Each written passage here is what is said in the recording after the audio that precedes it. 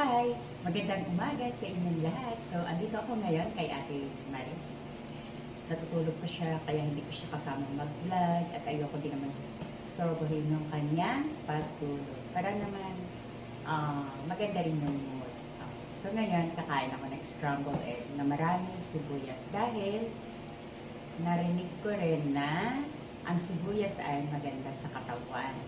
Ay nako, Emily, kumain ka na. So anyway, si Emily nga pala isa sa tagahanga ko dito sa Enchican, Cavite, at ito ay kasama ni Ate Maris dito sa bahay.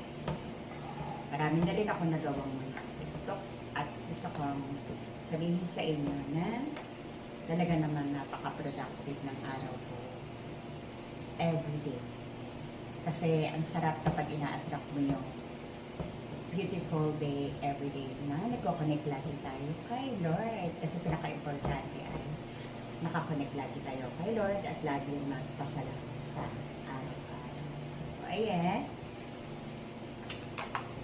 Mag-iintay lang ako ng itlog at ako ay kakain na. Grabe yung pinalagay kong sibuyas dahil paborito ko talaga ang sibuyas. At yun ay narinig ko rin kay Doc Ato. Ato yung ba yun? Dr. Ato, Oy, at hindi yun narinig yan. Parang isa sa doktor yan na nag-a-advise na maganda rin talaga ang herbal. Depende. Kasi dahil damage na rin naman yung aking kidney, parang hindi na siya naaangkop sa katawan ko dahil kung herbal, magiging mataas yung potassium. So, ayan, nag-uusap-usap kami.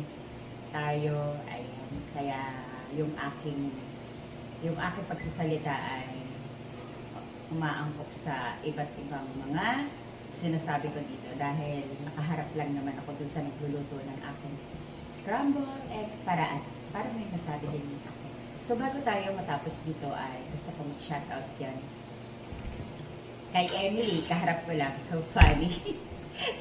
Si Emily, kaharap ko lang. Hi Emily, shoutout sa'yo. Salamat sa itlog na pagluluto mo my breakfast.